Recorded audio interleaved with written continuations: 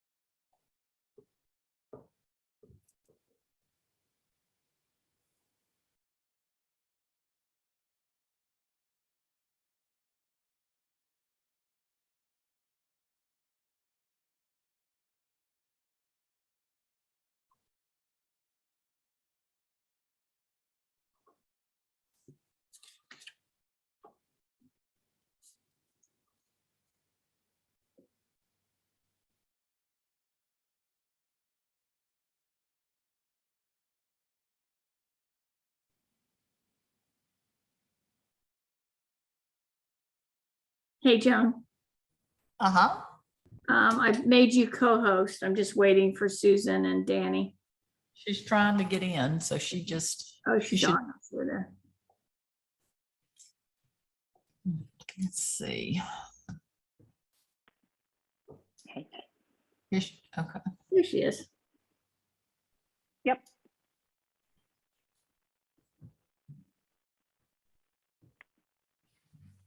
Feel like we need to have music or something. No. Ground blurring won't work. Hi, Danny. Hi.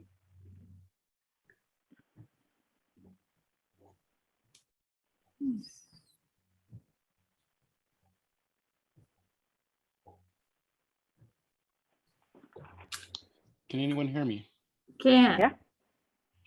Okay. I don't know how to switch the video. If you set up your second video so I know which one is which, then I can switch back and forth. You're this is- set up as co-host. This one's the phone, which is going to be the demo area, but I'm trying to figure out how to switch it over to the other camera. This is, I don't know if you can actually do that. I can. Let's see. So this is my phone, so it'd be like this, but it's upside down. And it didn't give me a choice of cameras. Let's see here.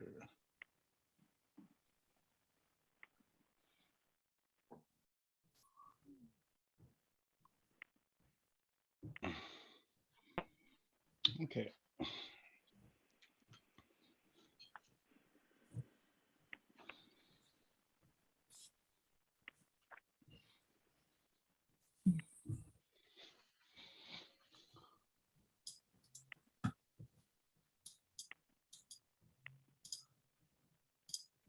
There we go.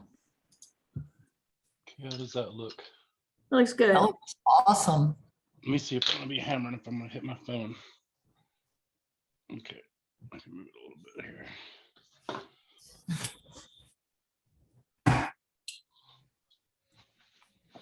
So Joan, I guess I could just make, that's a spotlight. So I could just make two spotlights for her, and then they'll both be on the screen at the same time. Mhm. Okay. Does that look okay? Yep. Yeah, that looks good. Okay. So that's the demo area, and then I'm going to flip on my laptop. So That looks good too. yeah. Join meeting. So Janet, Yes.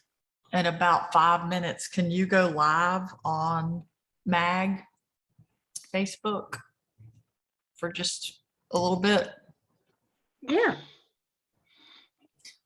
And then we'll get Danny once he's set up to go live, just to let people know. And Janet, you're going to do the overall introduction, right? Yeah. I can.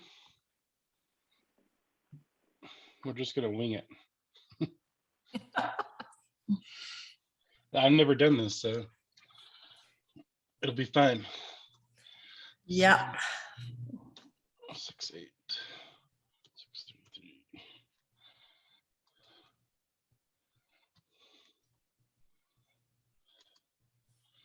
Join video. Got it.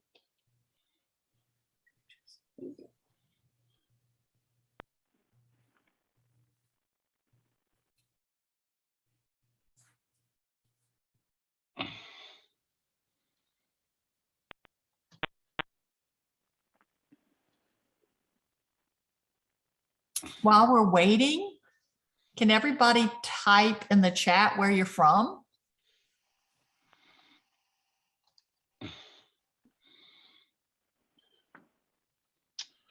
Okay.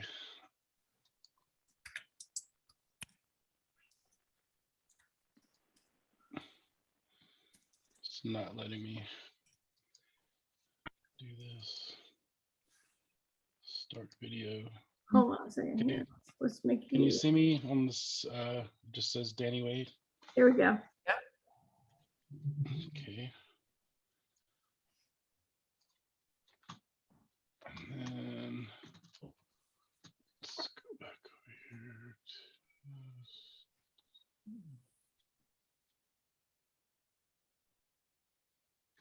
Okay.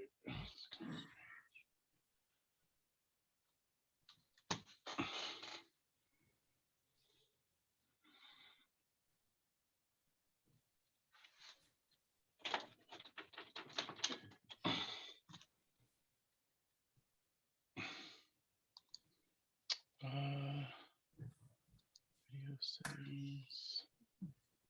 Background.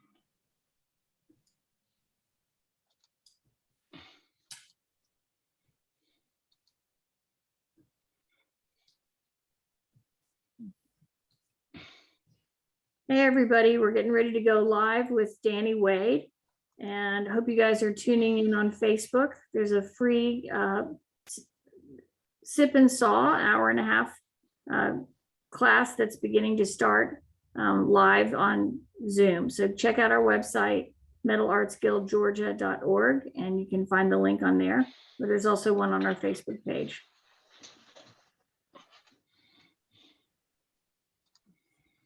Okay, can you hear me? Yep. Yep. Okay. Good. Good.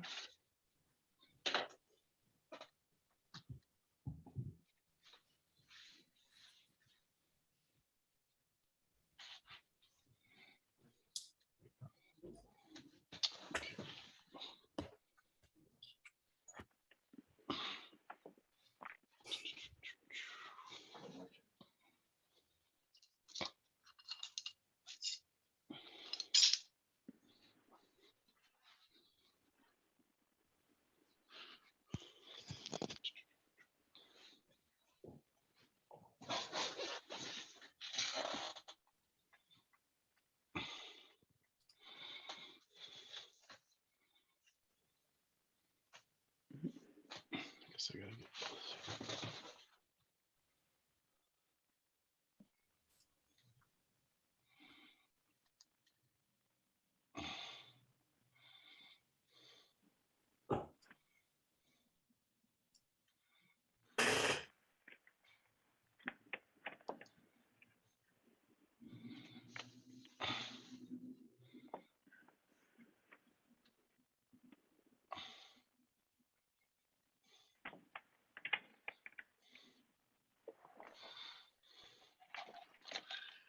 I'm gonna move into my studio.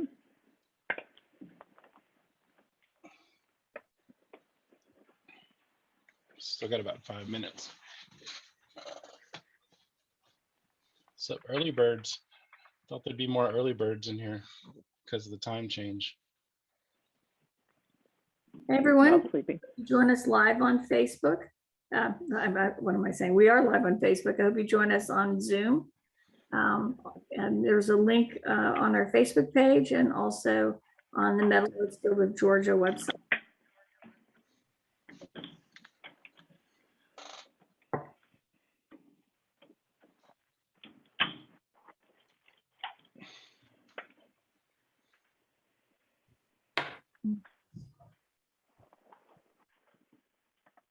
Hey, Danny, Hey, could you do just a live, announcement that you're live on Facebook? maybe.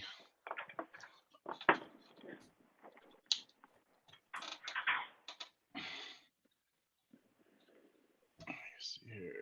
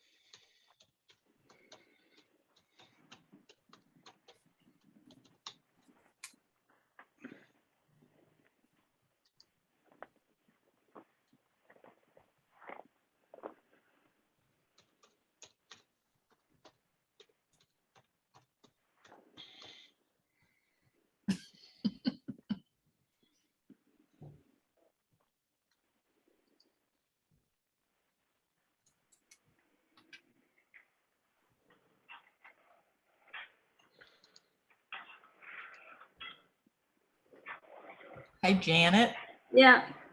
on your live, I can see the folders and the Oh, mute. is that on me? Oh, sorry about that. If you can click those off. Yeah, I don't know why they popped up. Here we go.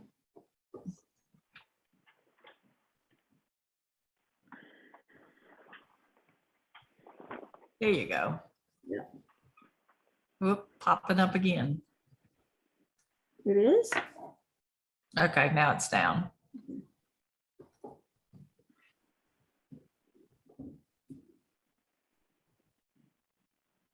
We got 5 people on here. That's interesting. I feel so technologically savvy over here with my phone and the Zoom at the same time.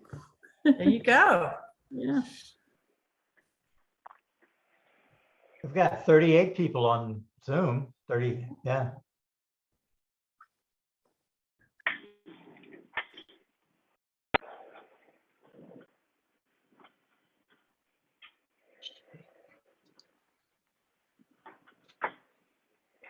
Oh, that's not what I want to do. Edit post.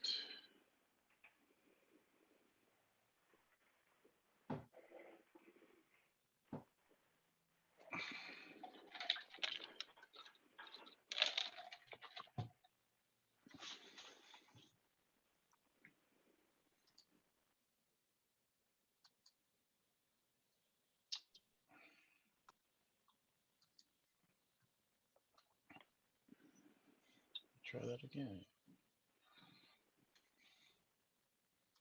Share. Share now. It's not letting me tag it. Anyway.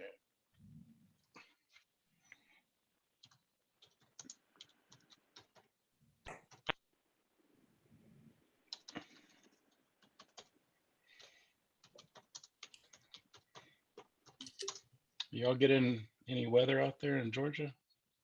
Mhm. Snow? Pretty cold. Had a Yeah, few salt. flurries. Said snowstorm up here, there in the East Coast. Mm-hmm. And Zoom. Snowstorm up here, there in the East Coast.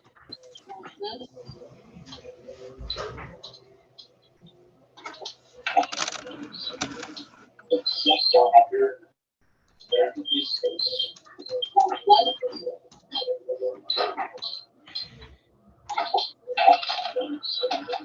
Snowstorm up here, there in the East Coast.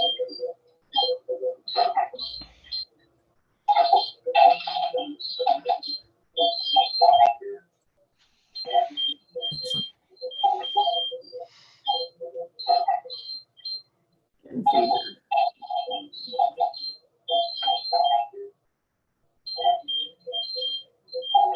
me or? Getting feedback. Yeah.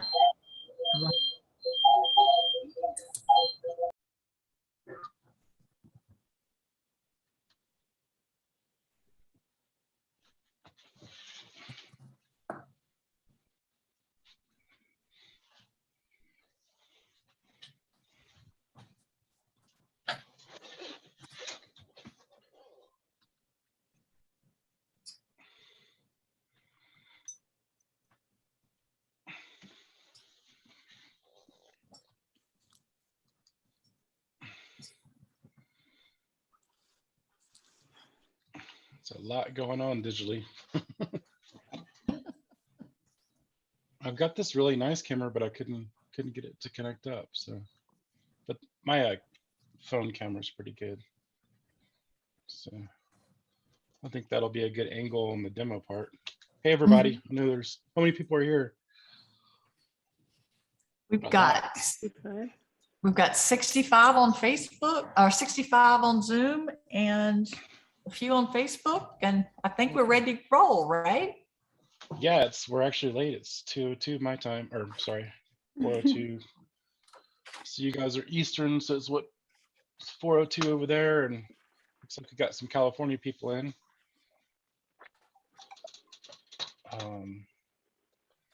Hey everybody, I'm Danny Wade, and welcome to this very cool Zoom meeting. I've never done Zoom before other than yesterday as a test, so bear with me.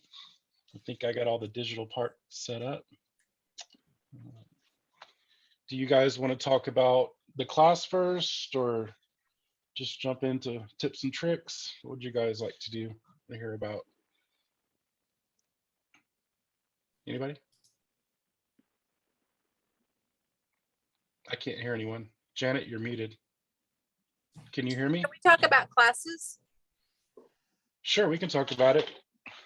So we have a class coming up in Atlanta in June, first week of June, and I will be doing a 2-day class. We'll be doing a Southwest mandala style bracelet where we'll be using just a few stamps to make a design. We'll be doing that in sterling silver. We'll be forming it.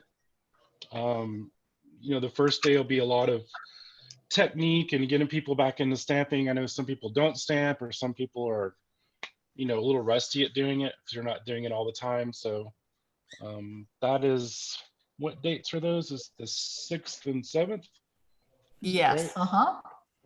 6th and 7th from 10 to 4. We'll be doing live for X amount of people. I think it's 10 or 12, and then we'll be doing 25 virtual. And the virtual will be hosted online that people can sign up and take those, the same class that everyone else is set up. And I know they've got a big push for the cameras and everything going on. So I think we'll have, between me and the studios and everybody else running around, we should have a lot of cameras going on. So that'll be fun. And registration's open, as far as I know, today to sign up. Yes. So I would jump in that quick, because it's going to sell out pretty fast. And it's 25. Is it 25 or 15 digital virtual people? It's 35. actually So it's 25. 25 virtual people that can join, Yeah, that's and pretty cool.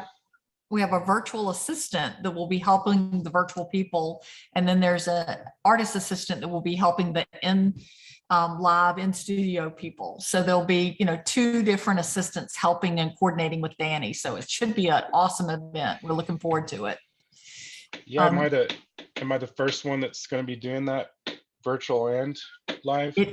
I believe you might be. So we're No excited. pressure We're going to there. do some testing, but you know, you're a good guinea pig for this one. So Oh yeah, isn't that, I love it. isn't that right, I mean, Susan? Can you guys hear me? Yes. I can hear you now. Okay, my audio is fading here. Yeah, I mean, it's going to be great. So this is you know, just a sign of the times for everybody. And you know, since we had the whole COVID thing, it changed up a lot of stuff and, forced a lot of people to do more digital things. And I think it's just pretty much setting precedents for the future. So it's kind of what we're experimenting with today doing this. I did Skype probably 10 years ago and haven't done Zoom. So this is going to be really interesting, I think. And we're recording it, so it will be available for everybody, I believe, on Zoom. And then you guys are going to link it out from your website. So if you guys get lost or forget or want to watch it in the future, it'll be posted over there so you guys can jump in. I probably wouldn't ask me because I probably won't remember past tomorrow where to find it. But am I wrong? Is it going to be on YouTube also for the Metal Arts Guild page, or did I get that wrong? This talk will be on our YouTube page, won't it? It's gonna be, Yes. I'm asking. Yeah, it is. yes, yes. Okay, that'll be awesome. So that'll be under, what's the name of your YouTube page? Good question. I don't know. Something I don't do, but I promise you, we'll put a link directly on our website so you can access it from there. Okay, yeah, that sounds good. You might want to introduce yourselves, Janet and Joan, and say what the website page is. Yes, yes. Hi, Everybody I'm hear Janet me? Dickinson. I'm the president of the Metal Arts Guild of Georgia. I want to thank all of you guys for coming online and checking out our first Sip and Saw. And thank you, Danny, for being our guinea pig and offering to do this. We are going to be hosting these 4 times a year. The second one we have coming up will be in June. But you will have to be a member of MAG in order to be a participant in our future Sip and Saw programs. And we have Craig Pratt doing our Sip and Saw in June, and he is a photographer to the stars, and he's going to offer all kinds of cool tips and trips. How about this? I haven't even been drinking, really. Tips and tricks on how to do great photography for your jewelry. Oh, wow. Yeah, I mean, that sounds fun. I probably should take that class myself. Yeah. Can everyone hear me? I just see chatter about unmute. Someone asking me to unmute. Yes, I can hear you. Okay, Yes, can someone, hear you. Pavan, it keeps saying unmute me, so maybe it's on his end. How do So we tell me sign about- up for that class? I'm going to put a link on the chat. And Okay, you can also just go to our website, Metal Arts Guild Georgia, and you can click right there on the workshops and sign up for the class. thank you so much. I'll mute.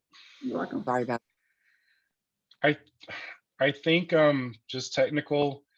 I have my laptop that you're seeing me on now muted, and it's asking me to unmute it, but it'll get feedback. So I don't know if where my bench is, if maybe you're muting that for some reason. That's where I'm going through the audio. Sounds like everyone can hear me, but just a FYI, this is all new to all of us. So I don't know.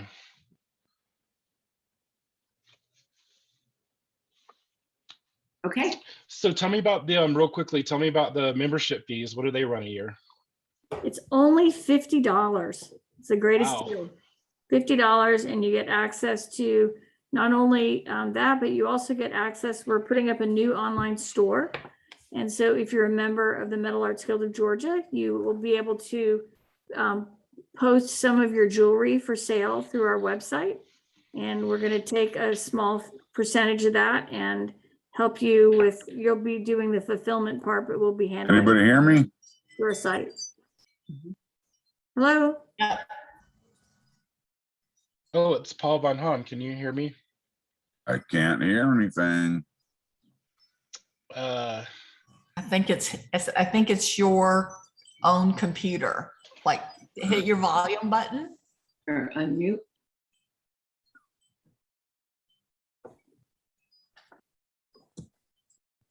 So can you hear me now? Nope. I don't think he can hear us. It's Paul. He's chatting over if someone could respond to him maybe. I'm chatting. I'm sending him a message. Okay. Well, that's pretty cool. I mean, that's really inexpensive. And then you get discounts in all the classes. And then I guess there's studio times and things like that you guys have. We do. We also offer Open Studio, and you can sign Oh. up for $5 an hour. We sell it in packages of 10. So, I mean, $50 for 10 hours of Open Studio. That's awesome. I mean, yeah, it's Um, almost There's an free. Open Studio schedule also available on our website. So if you're local to Atlanta, you can come in and check out Open Studio and all the great equipment that we have and all the fun people we have to work with. Yeah, cool. And I think this would probably, I'm Susan, I'm going to help host this event today. I'm a local Atlanta artist and member of the Guild. And it's probably a nice time to also plug Dallas Vincent's store, which is at Metal Arts Guild of Georgia. So in the event that you're there for Open Studio and you run out of a supply that you need, if he's there, he probably has what you need. And similarly, if there are kits or tool lists that are necessary for courses, I think it's my understanding that he works with whomever it is that's presenting. I'm getting a note here, sorry. Whatever it is that he's presenting, will work with, Dallas will work with artists who are coming to help assist in the supplies. So Yeah. yeah, Dallas is awesome. He's got a lot of, I left a bunch of stamps there last time too. So you guys could look for those next time you have a class or. yes, he has some stamps from the legendary Danny Wade. Yeah, Dallas is awesome. So he's a very, very knowledgeable guy. I mean, amazing what he knows. I actually think he knows a little bit about everything. You know, he's been around probably as long as I am. We were talking about that as far as being in the industry. I used to work for Indian Jeweler Supply. Some of you guys might have dealt with them back in the day.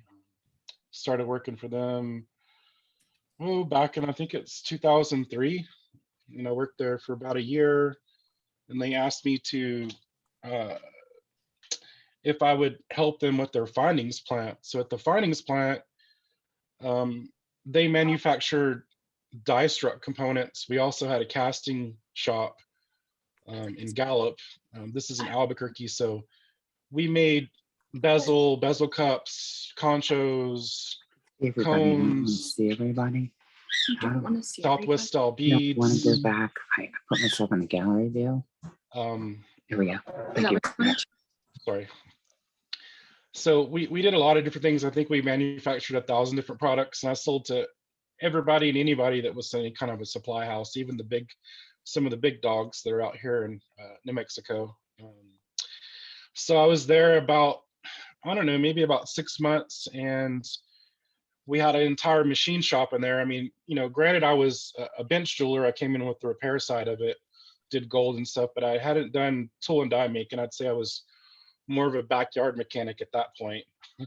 And or someone called me a shade tree mechanic one day. But you know, being from the South, you know, we didn't have very many resources, so you pretty much had to, once you broke it, you had to learn how to fix it. And I went in there, and the tool and die maker that had been there for 40 years, he came out of retirement and apprenticed me for 2 years doing tool and die making. And everything I had there was manual. The machines we used, some of them went back to 1863. I had a lot of, basically, I think the newest thing we had in there was from like 1985. All the machines were old, and pretty much if you broke something, you had to fix it. And that's why we had a whole machine shop, and he taught me all that. You couldn't go to Napa or Walmart or Amazon and get a part. I wasn't even using Amazon when I was working there, so it was kind of later. So after about a year, that had been my second year, they voted me into the board, and I became the VP of marketing. It was my corporate job, so to speak. My day job was pretty much tool and die making, manufacturing findings. I was working management. From there, I did, like I said, I became the vice president, and I started doing the shows, Tucson. I mean, I've been from New York to Miami, from Miami to LA to Tokyo. I've been all the way over there too, doing shows. I started working with their website components and our online store, and I also did several of the last catalogs. I had a crew that did the whole digital side. We were some of the first ones selling stuff on the Facebook platform back in the day. And I remember telling myself, funny thing, when we started doing Facebook for the company, I told myself, I will never, ever have a Facebook account. There's no freaking way I will ever do that, because I'm not going to be out there talking and yapping and all this kind of stuff. And fast forward today, I mean, I'm pretty much, established a really good following on Facebook. I feel really blessed. I have several groups. I started a group years ago called Cabochon Addicts. That was kind of my first group I did on Facebook. And then fast forward, I started Metal Stamp Addicts. That's on Facebook. Between those, there's, 7,000 to 8,000 per each of those groups. I also have a Leather Stamping Addicts group now that has about 1,000 people. And they're from all over the world, just like the other groups. And I also co-administrate Silversmithing and Jewelry, which is about 33,000 people from all over the world. We have some little sub groups in there. So I do a lot on Facebook, not so much on Instagram. We were talking a little bit about that yesterday. I don't really have a lot of time to pass Facebook to do things. Like I said, my store, if you go to my store, there's probably 12 items on there. Stuff never really makes it to there. I mean, I'm pretty blessed with that part of it. So, and it's also kind of limited. We're not making millions and millions of stamps or different things. Kind of getting pretty heavy into the findings too. We're casting a lot of sterling silver findings and things, but yeah, I was really blessed to be able to work for Indian Jeweler Supply. I left before they went out of business. They went bankrupt a few years back. When I left from there, I worked for David H. Fell for a year, subcontracted for them. They were building a facility out in Rio Rancho. If you guys know who they are, they're still around, and they are out of Commerce, California is their main place, and they sell metals and a lot of precious metals. They do refining. So if you've got some scrap and stuff and want to sell it or trade it, they're a good company to use. A lot of people don't know. Years ago, Rio Grande did a test of several different refiners, like 20 or 30 of them, and they were pretty much rated #1 as far as in return. And there could be some shady elements to, scrap your gold for cash kind of things out there that people were doing. So, and a lot of companies that sell metal will exchange your metal for new metal or for credit on account, things like that. So got really blessed to work for them. And in the meantime, I have the Cabochon Addicts, and I was posting stuff on Facebook, and from being at IGS, we had thousands and thousands of Southwest style, stamps, as we call it. And we were pretty much the suppliers of that. Several of the stamps makers were Navajo, and a couple of Zunis and one Hopi that were doing a lot of the stamp making there. And pretty much it was kind of a joke. I'd go to Tucson every year, and I'd take like a little box of stamps, and I'd have people come in the first day within like 5 minutes, and they'd fight over the stamps. And I didn't really think too much about it. I love stamps, but it's kind of what we did. But I didn't realize the rest of the world had no clue about the type of stamps that we use out here. It's not like the other commercial stamps, which there's a lot of, great companies out there, like Lisa at Beaducation. She's awesome. Andy at Urban Beater. They sell a lot of nice letter sets and things like that you can get. Our style is a lot of it's handmade, and then I'm doing a lot of machine made stuff. I use a CNC now to do a lot of it, maybe like 80% machine and the rest is hand part on it.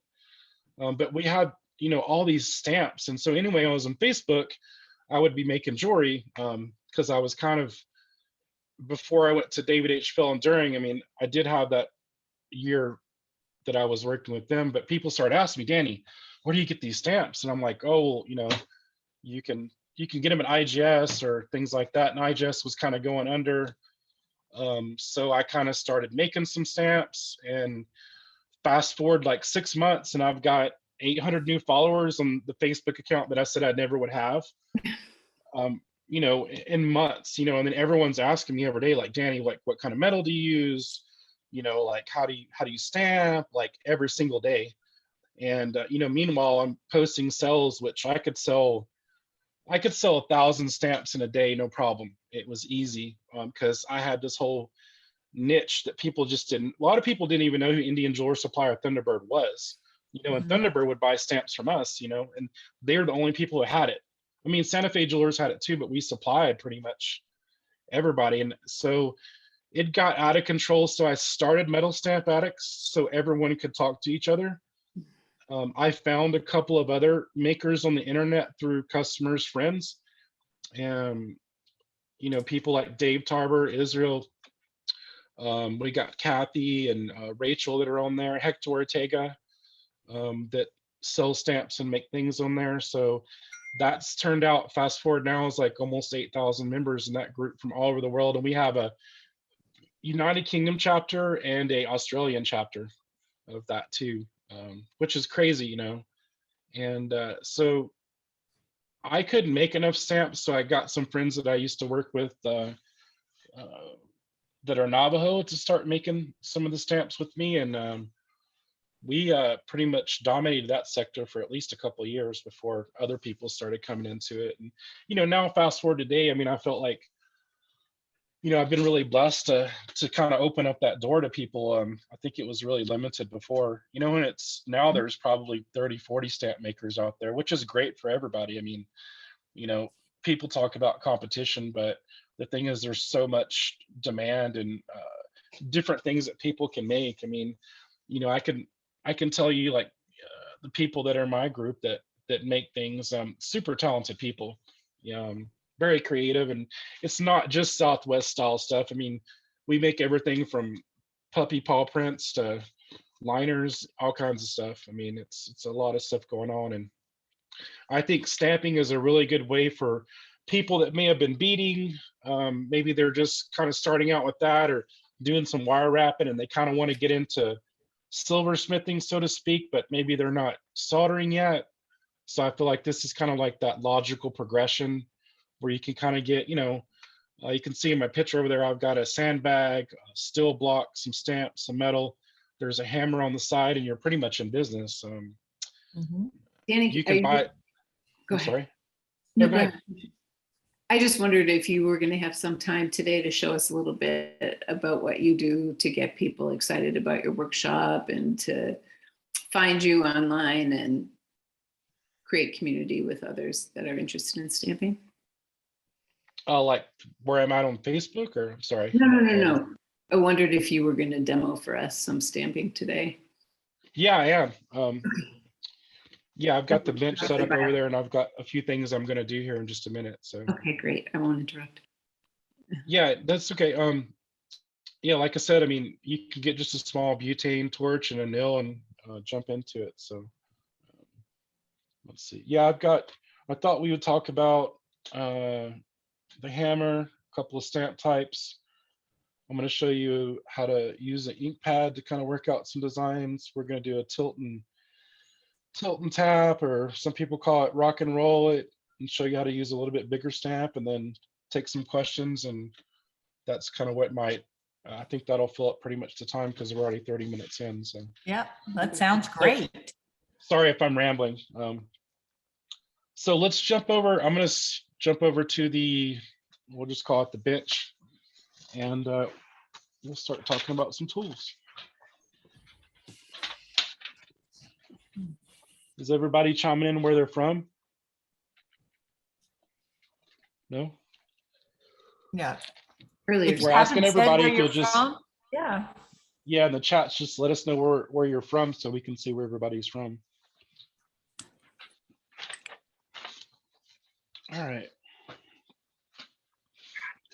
How do you talk? just like that. If you're unmuted, we hear you.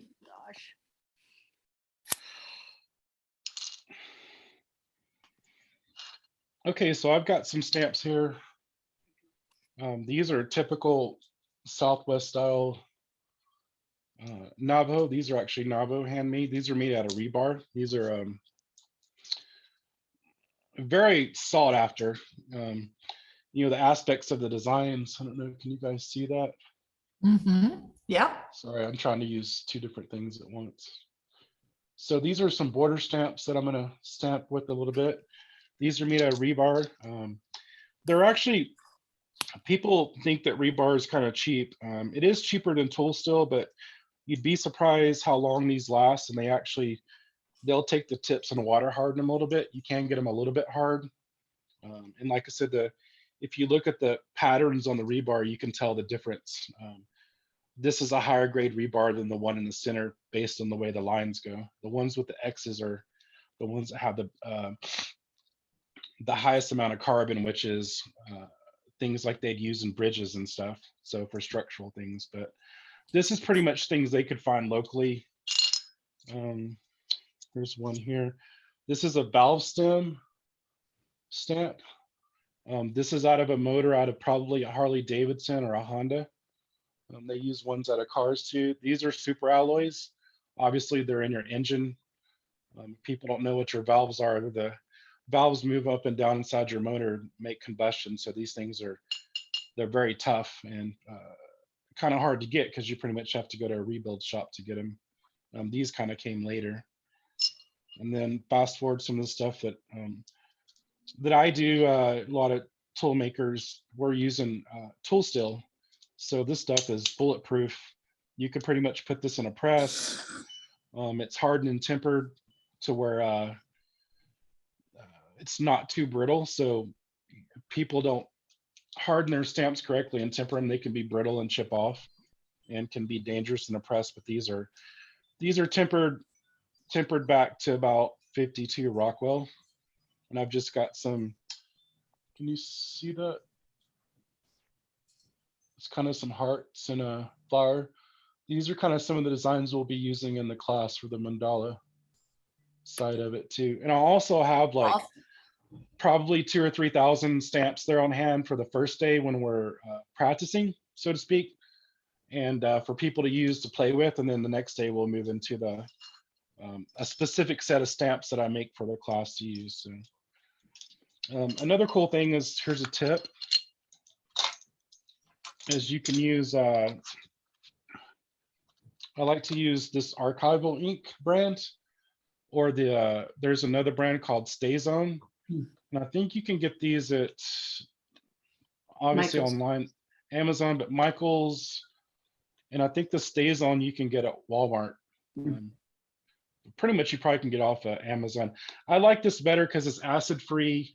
You can also use this stuff for etching if you guys do any of that. So this is just something good to have around. It's some of the cheap ones like Office Depot and all that, where you pour the ink in, they're kind of crappy, especially out here. I'm in the desert, so those things dry out pretty much overnight. So I like these a little bit more. So what I'm going to do is I like to, and let me know anytime if you guys can't see things. Kind of working to the side over here. So what I like to do is just kind of ink it and then start working out some patterns. And so the biggest thing is like learning how to mirror stamp. So you could have a design where you just kind of pattern out. And this is a lot easier and cheaper than stamping in metal. You can kind of see this. See how I'm kind of starting to work out a bracelet design right there. And then one of the tricks is learning how to mirror the stamps. And with this, you can look over here. It's not really focusing very well. We can see it. I can't tell on my computer. See how I made a pattern? Now I have a different, almost looks like one single stamp. Pull it back a little. There you go. Better. Okay. So that's another way to learn about patterning. You can make several different types of things. And I like to just take one stamp and just kind of play around and see what I can create with it. You don't need 7,000 stamps, but if you do need 7,000 stamps, give me a call. You laugh, but for some of this that are addicted to this stuff, man, you know, I think when I started out doing the Facebook, when I started selling, I had probably any given time I had more personal stamps than I had for sale, which was bad. Finally, I started selling a lot of them because, you know, I could obviously remake them. But so let's do it this way. And I can already tell, like, there's kind of like a one side of the stamp just really isn't stamping well. And again, these are handmade. So I can pretty much tell that, yeah, it's this one side. It's being difficult. So I pretty much know when I go to stamp that this side over here, this right side, I can tell it's not really popping up very well. So it's probably not very level. And that'll kind of give me a sign when I jump into the metal that I'm probably going to have to rock it a little bit. So this is a good candidate for that. In other words, they're handmade. They're not perfect all the time, but you just have to learn how to work with them. I think the biggest thing is people, you know, there's information out there that's not as good as it could be, where people think you just you stamp it, you hit it one time and it's supposed to work. That works great for a lot of smaller stamps and some of the commercial stuff. See how I just made that little design right there? Mm-hmm. You guys see That's that? cool. Yeah. Yes. That's where I just took one stamp and mirrored it. So this one's stamping, or I'm sorry, this one's inking pretty good, so I shouldn't have too many problems. And it's not really problems, it's more about, like I said, the biggest thing people don't realize is we're moving metal. And you know, when you're stamping, the metal's trying to go different ways. You're compressing the grains, which is work hardening on you. And it's really good if you learn about moving the metal. It's almost like chasing and repoussé in a way, because we're taking the metal and pushing it one way, or I'll tilt and rock it the other way, and we're kind of moving the metal out and getting that stamp to sit down inside of it. So the biggest number one mistake that I see people doing is this right here. They use a brass hammer. And 85% of the time when people message me or there is a question on Facebook, the first thing we do is ask them what kind of hammer are you using. And 85% of the time they're using a brass hammer, which you can use a brass hammer for some stamps. But for our type of style and type of stamps that we use, especially for bigger ones, we like to use a steel hammer. And usually that solves most people's problems. The thing about the brass is, yeah, it will work to some degree, but stuff like this tool still that I make, it will kill a brass hammer in like 10 or 20 minutes. You'll have nicks all in it. Whereas a steel one, I mean, this one's I've been using for probably 3 or 4 years. I mean, there's little bitty things in there, but I can't get my fingernail in them. So Danny, what weight hammer is that? this is a Harbor Freight drilling hammer. It's 2.5 pounds. I usually, like, in class, I'll bring these to class, and you could use a lighter hammer, especially over time. I mean, once you get used to stamping, you can use lighter ones, but I like to use this one. It seems kind of heavy, but the idea is that I shouldn't have to hit the stamp 30 times like I would with the brass hammer. You know, I'm just throwing out a number, but this is an easier way to get it and stamp it, and we'll get in really quick and move the metal before it starts work hardening, because every time you pound it, it's hardening up the metal. So 2.5 drilling hammer from Harbor Freight. I buy these, I think they're going for about $9 now, and I sand the top flat. I don't know if you can tell this surface. Mm-hmm. That's the other thing too. If you go to Harbor Freight, if you go to Lowe's, anywhere, drilling hammers, mini sledgehammers, people use those. They usually have a dome to them. And what happens is when you're stamping, you'll skip off of it. If you notice that sometimes you're hitting it, seems like you never can connect. It's because there's a dome in it. So I just take these and I just sand them flat on like 80, 60 grit and leave them like that. So that's one tip. Something you can do at home if you have a sander or a jewel tool, or you can use a file if you have to, or angle grinder, or maybe like a neighbor who has some kind of cool tool shop that you could use. I do make them and sell them. and I bring them to class to use also too. There's also some really nice hammers you can buy for anywhere from $200 to $500 that work really well too. But the idea is that you don't need really expensive stuff to get started with this process. So, any questions about the hammer? I don't know the stock number, but if you just look in 2.5 pound drilling hammer, it'll come up, Harbor Freight. And they've been out of stock for a little while too. So, any questions? That's a great tip. I'm telling you, it's 85% of the time people, Danny, your stamp sucks, doesn't work. I'm like, what kind of hammer? Oh, I'm using a little 12-ounce brass hammer. Get rid of it. Use a big hammer, steel hammer. And I usually never hear back from them.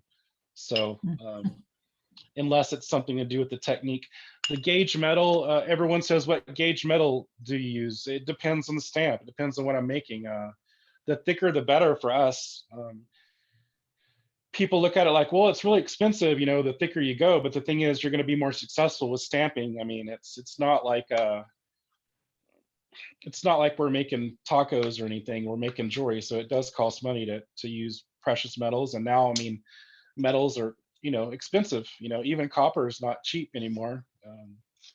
It's gone up a lot. So it's just the part of what we do is, we're making precious jewelry, so it's going to cost a little bit of money. But if you use a thicker metal, you're more likely to be more successful stamping.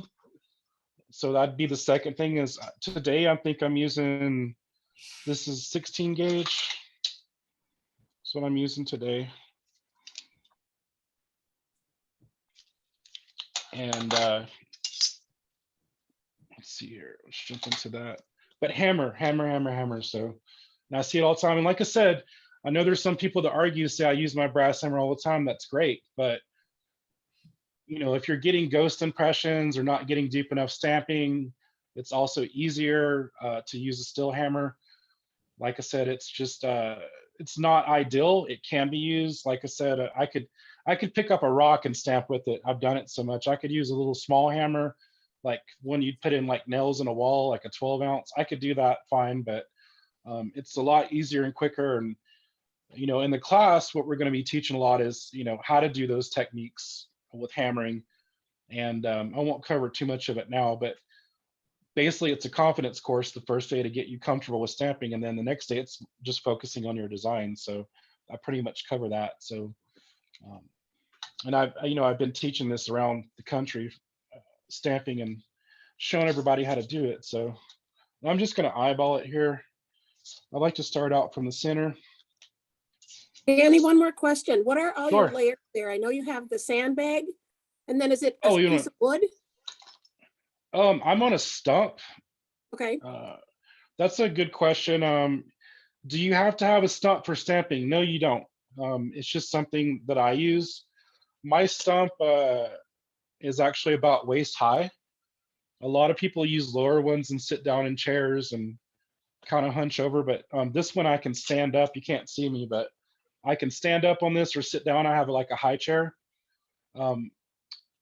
Hardwood is really good. I mean, for those of you that are in the South or Northeast, places like that, you guys can get wood every time there's a storm pretty much. Yeah. No, I mean, it's just like out here finding a stump is very difficult. I even bring stuff back sometimes when I travel and bring stumps that friends will cut up and sit. I would just say about the stump, if you're going to get one, get a hardwood. And like I said, let it sit out for a year and dry out, and then check it for bugs. And the reason I say that is you don't want to bring things into your house that have been in the trees. There's a funny story about this one. I let it sit out for a year and brought it into the house, and I stamped on it. I got it probably in the maybe October, November, and put it in the house. And, I stamped, almost every day on this thing. And come spring, I came in here and there's ants everywhere. Ugh. Little black ants. They were living in the stump all winter, but I was hammering on it and they didn't come out at all. And then all of a sudden they hatched out one day, and they were living inside there. There's a crack on it you can't see, but little bitty ones, man, like thousands of them when I come in here one day. So FYI, you want to bring bugs and termites in there. About what I have set up here, I have a sandbag. These are ones that we make. It's about, I think this one's like 12 pounds and it's about 11 inches wide. And it's just a sandbag. When we do classes, I'll be having sandbags in class to use. For people doing virtual, I can get those to you guys too. And then, I don't know why that's there. And then a 6-inch hardened steel block. These come from Pepe Tools. You can go to scrap yards and places and find pieces of steel. There is a difference between this block and ones you get for $20 off of Amazon. The ones on Amazon are not hardened like these blocks are. So in other words, you will get a lot of, you'll pretty much murder them over time with the steel blocks that most people have. And that's just me being a tool snob because I make tools. But these ones with Pepe, I work with them on getting them to produce blocks, and they're making these out of Oklahoma City where they manufacture. So any questions about, that's actually a good question about setup. And like I said, I can take this kind of on the road. I can take my bag, my block, my hammer, some stamps, and I can put everything in a milk crate and take off and be gone with it, you know. So if I decide I'm traveling and I want to inspired by some setting or I want to do some stamping, I can take it with me. It's not like when I travel to teach and I got to take a van load. Some of these shows, it's crazy, but this is something, like I said, that even if you don't solder, you can get into really easy. You know, I just used the little butane torches to anneal the metal. So What, do you sell those sandbags? yeah, I do. You guys can hit me up afterwards. It's not on my website, but you could just message me about it. So But I have to say, the cute trim, I don't think that's on your sandbags, is it, Danny? do what now? Oh no, we sewed that on. Oh, you do Darn. that now? Because last time you were at MAG, we didn't have the trim. Well, okay, for classes, I just bring like generic ones. But yeah, I mean, we can do the trim. We've got some top grain leather ones that we're working on, like in 2 or 3 different colors, which are like super, like, I'm not kidding you. Like, you guys have some members there, Lisa and Collis, Antley, and they gave me some top grain leather that they had. It's from like, I think it's for furniture and stuff from like Italy and Germany. Really nice stuff that they decided they didn't need anymore. So we're gonna make some sandbags out of that. This is suede. Very cool. Yeah, I don't want to jump into that part of it, but you guys can hit me up after that. So, and you can buy them too. I mean, a lot of the suppliers sell sandbags, but a lot of them don't make a larger sandbag. You know, before I kind of started putting this stuff out there, a lot of people had like a little 4-inch bench block, and they had a little 6-inch sandbag, and they had a little bitty hammer and a little bitty stamp, you know. And so this is kind of what over time I kind of developed, because, you know, I can put this bracelet almost anywhere and I'm not hanging off and going this way with it, or, you know, and it's pretty solid, like I said. And it's something, like I said, I teach in classes. Even with difficult tables, it still works. And the idea is that the force is passing through, and passing through from your hammer through your stamp into your metal and being absorbed here. So I also have an anvil sitting over here. I have a 150-pound anvil that I stamp onto for like real thick gauges. If you can afford an anvil, some people have anvils and you can use those too. You don't have to have a 150-pound anvil to stamp. I think probably like a 50-pound is probably 30 to 50 pounds is a good size. And it's not necessary. It's just, I own like 3 anvils. So, and this is the baby of the bunch, but those work too. So any questions? It was a good question. So this is that stamp that was a little bit kind of wonky on one side. So I'm just going to jump in here, and what I do is I'll just tap it one time and just kind of see what happens. And again, you can see, can you see on this side right here? It's not stamping. So the stamp's probably crooked. Like I said, it's handmade. So yeah, it rocks on there. So, and some people be like, oh, this stamp sucks. So what you got to do is, and this is the tip of the week right here, maybe the tip of the year. You got to click back into it. Sometimes it takes a little while to do it. So I don't know if you heard that, but see how I click back into it? See how I'm moving the metal? So my stamp is seated now back into the metal, and I'm gonna stamp on this side a little bit and rock it so I can get the rest of that impression. And that's all it takes. Just a little bit here. I also like to use my little Sharpie so I can see the designs a little bit better. Can you see that a little bit better? Yes. And then you can just got some super fine steel wool. Way I can check that out. So I'll do it again now that I'm kind of familiar with it, know what it's going to do. I'm just going to go straight in, and I won't have to click back into it. Also, sometimes if you are stamping and you feel like maybe you slipped off or whatever, just pull the stamp back off, take a look at it, try to click back into it. I see in classes where people try to do what we call the strike and pray method, and they just pray that it works. And usually that's when you get those double, triple impressions. A brass hammer will do that too a lot, especially with something like this. So I'm gonna make a little mark here for myself so I can line the stamp up.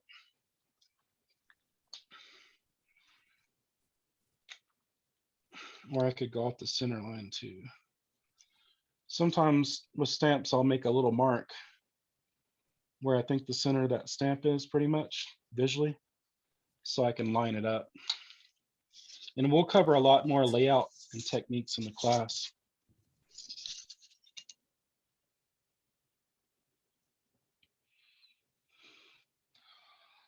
All right. I think the biggest thing is taking your time stamping and getting it lined up. You know, for some reason, people get in this mode where they think they need to be fast, and it's good in some ways, but like I said, we're moving metal, we're making jewelry here, we're not making tacos, so. It's still a little light. So again, click back into it. That's pretty much it. So I kind of made a pattern there. It's almost like Danny, some kind of, yes. what poundage is your hammer? It's 2.5 pound. It's called a drilling hammer, or you can Okay. buy a mini sledge. I'd say 2 pound is okay. I mean, some people are like, man, that's a lot of, I mean, they're like, man, that thing's huge, but it's so much easier. Like I said, I'm letting this thing almost fall when I'm hitting it. Yeah. You know, like I said, I'm kind of taking it easy, but you can put a lot of power behind it. Like I said, I mean, I'm probably hitting it more times, so I'm just going to jump in here and see if I can nail it. So I hit it pretty hard. Choking up on your hammer too. Yeah. If you're way back here on the hammer, your wrist is going to be popping and you're going to hurt yourself over time. Plus, I don't have any control. You know, I can't connect very well, so I like to choke up, you know, pretty high on it. You also notice, like on this hammer, it has a taper here and then it gets wider up here, and that's so you can handle it well and it'll fit better. So some people would grab it down here if I was hitting nails or something, but we're not slamming nails, we're doing stamping. So yeah, I do like to choke up there. And again, this thing is still fighting me because it's crooked, so I'm just going to click back into it, click back into there, rock it a little bit, tap it, it's done. So that's how to deal with the wonky stamp. Actually, let's just go ahead and balance that out.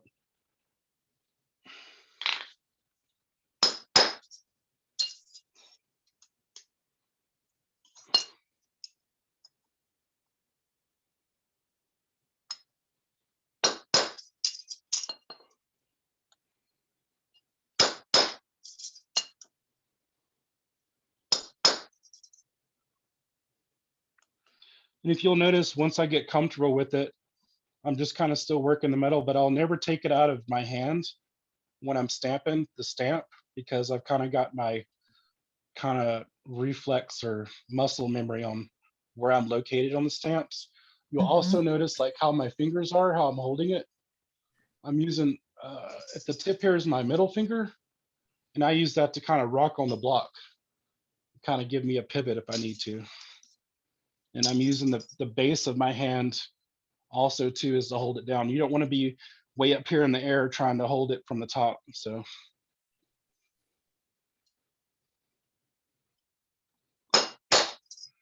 see, now I'm kind of more used to it, so I did it in 2 strikes.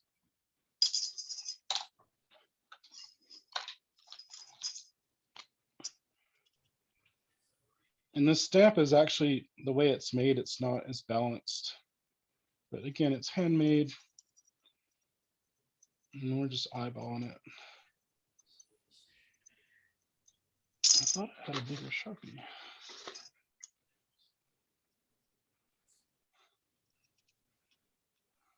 What's my time, somebody? We are 10 minutes to 5. Oh, your time, 10 minutes to 3, is it? I mean, so we're an hour into it, almost. Okay. Tilt and tap, stamp types, hammer. I'm just using a rubber mallet. Again, this is, let's see. Can you guys see that? Yes. It's got the number. These are a few bucks. Actually, that's probably the stock number right there. Is it Harbor Freight too? Yeah, Harbor Freight. I actually have, this says 1 pound, but it's funny, I've got some smaller hammers that say 1 pound too. Grab one of those.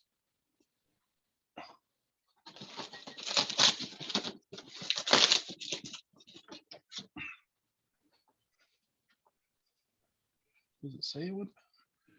Let's see. So these ones work too. I take these for class. This is from the Dollar Tree. It's a freaking dollar. I think their prices went up, so I think it's $1.25 now is what they call it. $1.25 store, but no. So I order these. I found them at one of the Dollar Trees one day, and they had like 2 of them, and so like they never would keep them. So I order these. You have to order 24 at a time if you can't find one in the store. So I usually order about 50 of these at a pop, but it's $1, and they don't charge shipping. It's crazy. You'll get There's more no mileage shipping. out of that dollar than you will a tank of gas. I mean, it's $1, you know, like, you know. Where do you order? This one's from the Dollar Tree, and this one's from Harbor Freight. It's a little bit bigger, but supposedly this is a pound and this is a pound, but The Harbor Freight one I have, and the rubber part just flew off the second time I used it. Any magic about getting it back on? I would just glue it probably. Okay. But yeah, but this one, I haven't had one. I guess it could come apart, but it's $1. Right. You know, I mean, you know, I mean, people ask me in class, can I buy this? I'm like, just take it. It's $1. Buy me a Coke. And I'm just using that to lay the metal out flat. If not, over time, it's going to bow up like this, and it's going to be hard for you to get in there and stamp correctly. So you just want to make sure you keep it flat. And we cover a lot more about as we get further out into the designs, the annealing and different things like that, when to anneal, when not to anneal. I'd probably say you can't anneal enough. It's funny, in classes, I see people use like a little bit of flux and a whole lot of solder. And I'm backwards. I'm like, use a lot of flux. Flux is your friend, and just use a little bit of solder, because I come from that fine jewelry gold background where it's like you take that solder and split it and just use part of it. So I see people gob on the solder and it doesn't flow because they don't have enough flux. So kind of something else. But with the annealing, I really say if you feel like you should anneal, you probably should anneal. You can't anneal too much. I think, you know, especially for beginners, annealing is a really good thing to do for stamping. So And I'd probably say at this point to go ahead and anneal it and then continue working for the, patterns and things that you want to do on it. So this one is actually just like I bought it from the store, and it's what they would call dead soft, but it comes more like quarter hard. So, but I've done it so much that I'm used to it.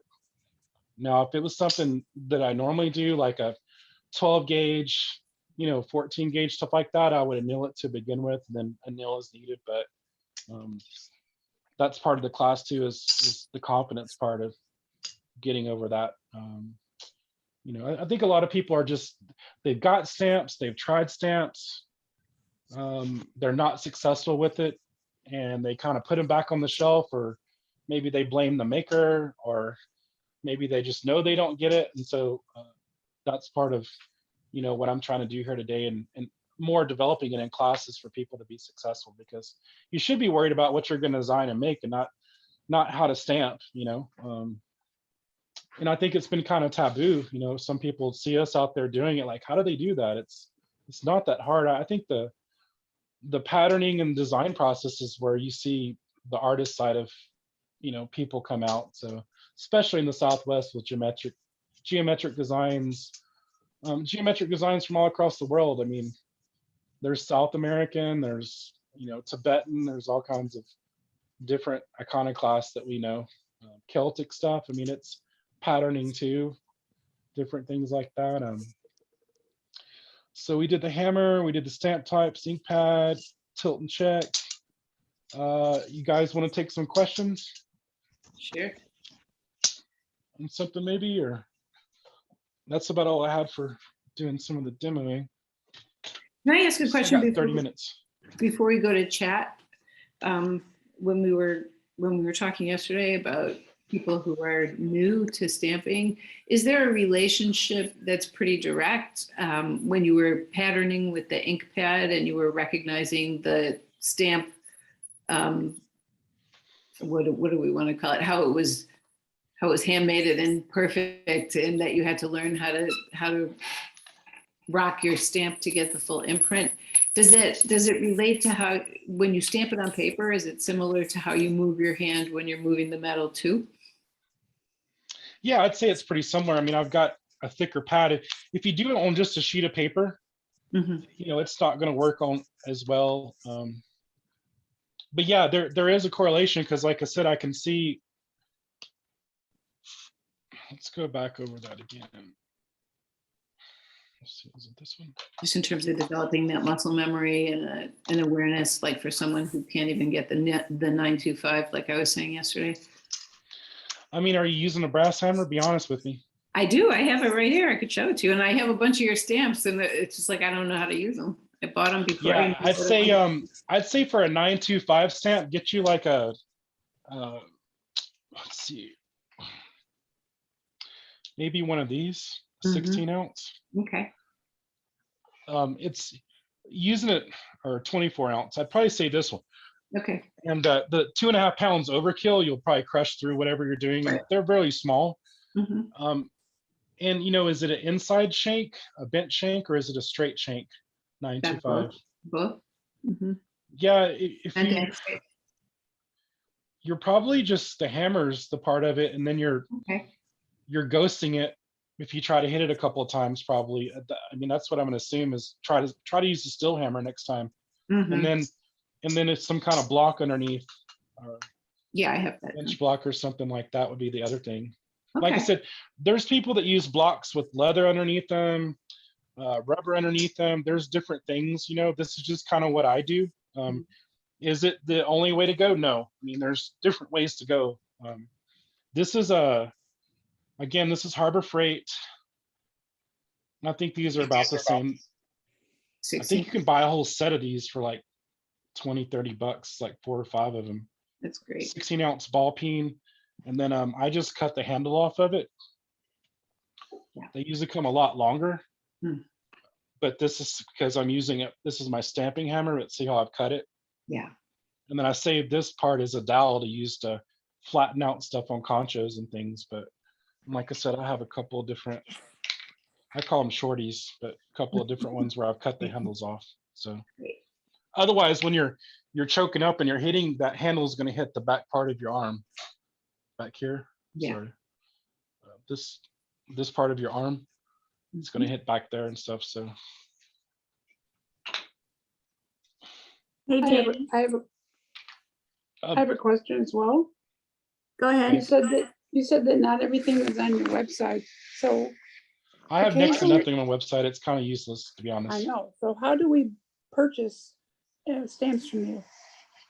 I mean, you pretty much have to get them on the drops or contact me. I mean, I do custom work. I do drops usually about once or twice a month, just depends. There's been a lot of moving parts since Tucson. I mean, it's not ideal. Like I said, there's a lot of stamp makers that make stuff, but if you can wait, yeah, I make stuff. This year, I'm kind of more focusing on chasing and repoussé and border stamps, but Yeah. I'm fixing.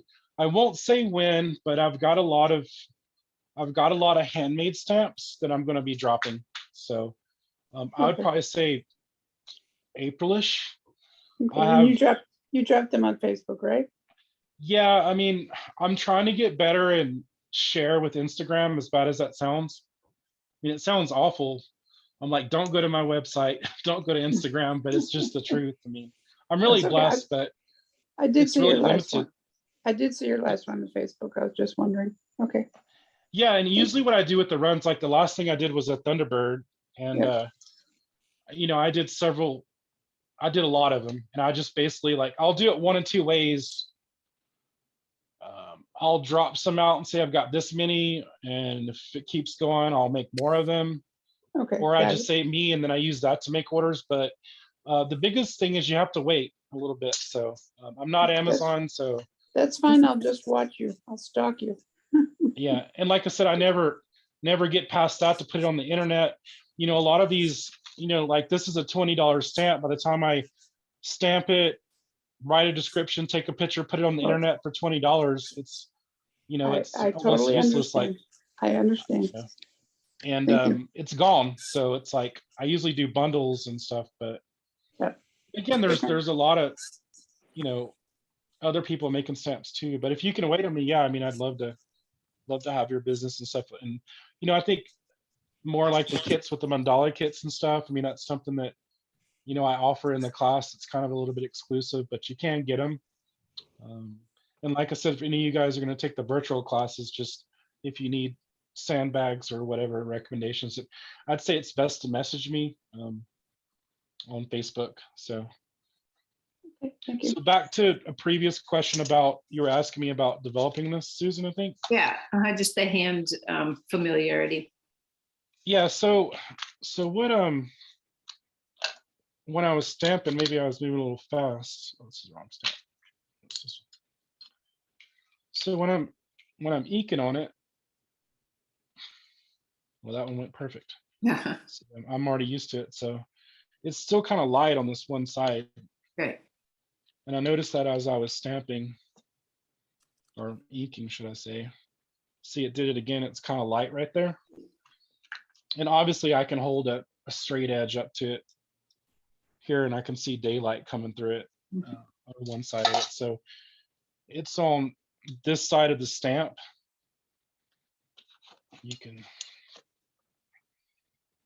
If you can see in there, it's kind of like the way it's made. This side's a little skinnier than that side. Right. And it's probably a little bit off where they sanded it or followed it flat. So again, it's not ideal, but it'll work if you know how to use it. So, and once you get into the size, it's a little bit over a 1/2 inch.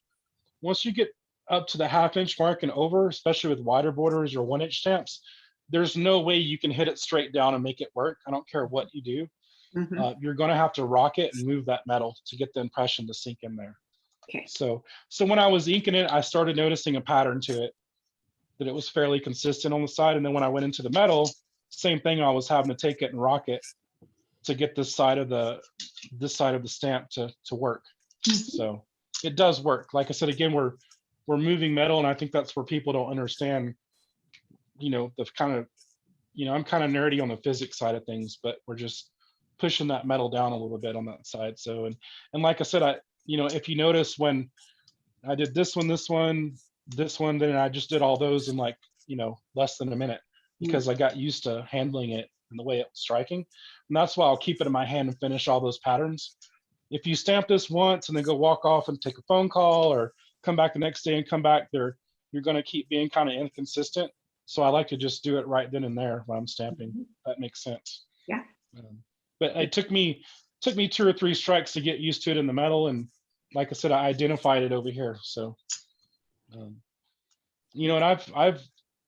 I've had ones that are really gorgeous designs and they're wonky as on both sides. So you got to tilt it over, and again, like I said, I'll keep stressing it. We're moving metal. So does that answer your question? Yes, thank you. Okay. Some people like to, I usually do it in copper, but some people also like to practice in aluminum. You can buy aluminum strip from different places. Some people even make bracelets out of aluminum. You do that, and you can use these aluminum cards, like business cards too, and also stamp on those.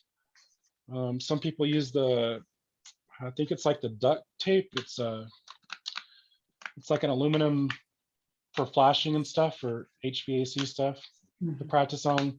If you do want to do it into metal, I mean, if you're on a tight budget and things like that, I mean, something like this might run $3, silver obviously a lot more. So people do it in different things. I do a lot of testing in leather sometimes for some of the custom work that I'm doing, even like big ones for leather and stuff. Obviously I'm doing it in leather, but some of the makers like to stamp in leather and show that so you can see a little better. This is where I'm working out some designs and testing them, and customers, different kind of customers, custom work. Like if you have a logo or your signature things, I do that also, which can take a little bit to get because they're custom. Okay, what else? How come you use the sandbag? What does that do exactly? It just absorbs some of the shock and kind of lets the energy pass through from when you're stamping. Right. If this was just on the block, it's going to want to bounce a lot. I got it. So this Okay. just kind of keeps it from moving around. And like I said, I made a little bit bigger bags. So this kind of sits here and it's not like falling off the sides with the smaller bag. Got it. So, That makes sense. Thank you. I have that problem with my block moving. Now I know what I need. yeah, Thank if you. it's moving around on you, I mean, like I said, people use neoprene or rubber underneath it, some leather. Sandbag's just my solution. Like I said, it's what I teach in class. It's what I take on the road with me. It works. So, and we kind of do our bags a little bit looser, so it's not like a real tight bag where it'll slide off to like some of the other. That makes a lot more sense. Yeah. It's probably some of my problem. Thank you very much for answering that. You're welcome. Danny, can you use leather stamps for metal and vice versa? You cannot use leather stamps unless the maker specifically says they're hardened. I mean, you could use them like once, but you're going to damage them. You can use all the metal stamps for leather. I mean, Okay. all this is all metal stamps that I'm using in here. Well, Okay. except for this was like a HGP leather. No, this was brass. Some of the leather guys or burners use the brass marks, but yeah, and there's a lot of leather stamps out there. There is some from Tandy, and don't quote me as of today, but they used to make one of their brands, I think it was like JS Osborne stamps that are actually hardened, and they're usually about $30-$40 in the store compared to like $6 or $7 for the unhardened one. So, but you need to I know people see stuff on eBay or see stuff at sales and it says stamps. It just depends on who makes them. I mean, years and years ago, a lot of the Tandy stuff was hardened. I've even got Concho dies from Tandy from I think the 70s. They used to, believe it or not, make some Concho dies and they were actually hardened. Very short time they did that, but yeah, so metal stamps work on everything, leather stamps for leather only. Okay, thank you. And there's a lot of cool designs out there, but yeah, just ask the maker. if it's hardened or not, or check the packaging. So if it doesn't say anything, it's not hardened. Okay. Danny, how do you make your, how do you clean your stamps? Like what am I cleaning off specifically? When you dip them into the ink pad? Oh, I just leave them. Actually, it's actually I like to leave the ink on there if it doesn't come off, because these are waterproof, so it'll keep it from rusting on the edge too. It doesn't hurt them to ink them. And if you get them into the metal, I mean, that cleans off easily. So, but. Okay, and one more thing. In your class in the summer, are you going to teach how to make stamps, or is it mostly how to use stamps? It's going to be using the stamps to make a bracelet cuff. Oh, you did say that. Okay. Yeah, so yeah, not making stamps. So we'll just be using stamps in class. All right. I'll talk a little bit more about different methods of some of the stills and different things we use, but how to identify it. But no, it's not a stamp making class. That's a lot of, I don't even know how to teach a class like that in 2 days. It's pretty much a. Do you have any of your work close by that you can show us some of your work? I don't have anything close by at all. Most of my stuff is packed because I'm hitting the road. Would you recommend shortening the handle on the 2.5 pound hammer? No. Why not? It doesn't hit my, it doesn't hit or anything, so I don't really worry about it. Okay, thanks. I mean, if you feel like you want to, that's fine. I've done on these. They come short like this. They're not long like these other ones. Danny, Huh? does it work to use stamps in the lost wax method of making jewelry? You mean like stamp wax? Yeah. Yeah, I mean, if it's sharp enough, you can. I mean, it's difficult. You don't smash through it, but some people use them for that. They use them for PMC, to stamp PMC. What's TMC? PMC, Yeah. precious metal clay. Okay. That you can, I don't really do it, but it's almost like a powdered clay that you fire. Some people are doing stamping and enameling inside where the black part is. They enamel inside of there too, or put gold inside of it. And a lot of the engravers would engrave and put gold and stuff in it too. So like I said, the wax thing, it would just depend on what I'm doing. For me, what I do is I make some appliques that I stamp into the metal, and then we make molds of the metal and cast those. It would be the way I would do it, or the way I do it. Sometimes online, I see on your Facebook page, I see those, whatever they are. I don't understand it. It looks like a plate with stamps in it. And Those are called shot plates. Shot plates. So you're not selling those, right? You're selling the stamps that go with those? Yeah, I mainly do the stamps. If you want a shot plate, people like Israel and Hector make really nice shot plates. But what are those used for? Those are to make little tiny shots. So you take a ball of silver and you melt it down like some of your scrap, and you hammer it into the impression, which is a female impression, and then pull it out, and you have like what we call shots. We just call them shots. Okay. So they're little appliques basically once you solder them on. But and I think there's some other people that might make shot plates, but I'd say, Israel makes some super nice ones, and Hector does too. Okay. Kevin Potter's making them too. They're pretty nice. Yeah, like I said, we have those small stuff, but yeah, Kevin's got tons. You can use a lot of that stuff too, but stuff in the press. I mean, you can use my tool stamp or tool still stamps in the press also. I mainly am doing more machining and forging stuff. So, I do make plates for the press also, but most of it's geared towards my classes and kits that I do and things like that. So a lot of different resources out there, but Next question. Oh, I just wanted to say Buffalo Rutland makes a lot of shot plates as well. Okay. Danny, where much do you are get your kits at? You have to message me. Okay, thank you. Yeah, I think I have just the Blossom kit online on the store. Actually, one of the things I do have to make blossoms, but I'm working more on that this year. So I've kind of taken back off from some of the production to try to work out more of those things for you guys. It's terrible for me to say like I don't have it, but it's just the way it is. Hey, So you're a there's- maker. It's the way it Well, goes. yeah, I think it's for all of us. I mean, you Yeah. make it, you sell it, you got to make Yes. more, you know? Uh-huh. So, I feel Yeah, I love blessed. the And like I stuff said, I've been buying from you since way back, since when you first started on Facebook. oh, wow. So, yeah. Yeah. And like I thank said, you. there's a lot of makers out there too that are doing stuff. I mean, I think we all kind of have our little areas of expertise, I guess, so to speak. Yep. I've just got more into the CNC machining side of it. Some people are using lasers. Some people still make everything by hand, which That's is what great I too. like. For me, I can't make stuff by hand and Produce enough, supply to yeah. people.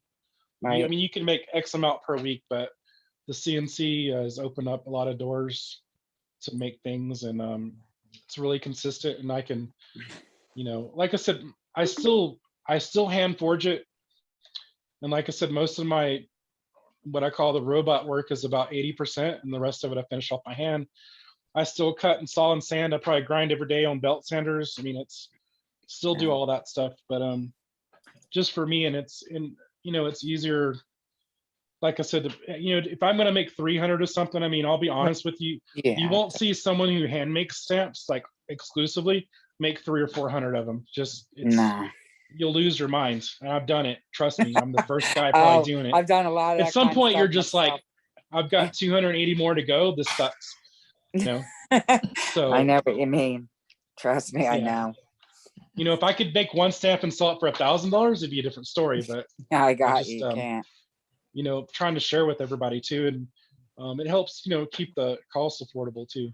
So, How much are your stamps? they range. The Navajo ones are 15, $20. Most of my production stuff is around 30, $35 for stamps. Like a Thunderbird stamp, this would be 35. It's about a ½ inch. Smaller ones like the little hearts and stuff are probably about 20. And this is for all the tool still ones. So When you were saying CNC, do you stamp the metal with the CNC? Do you carve the metal with the CNC?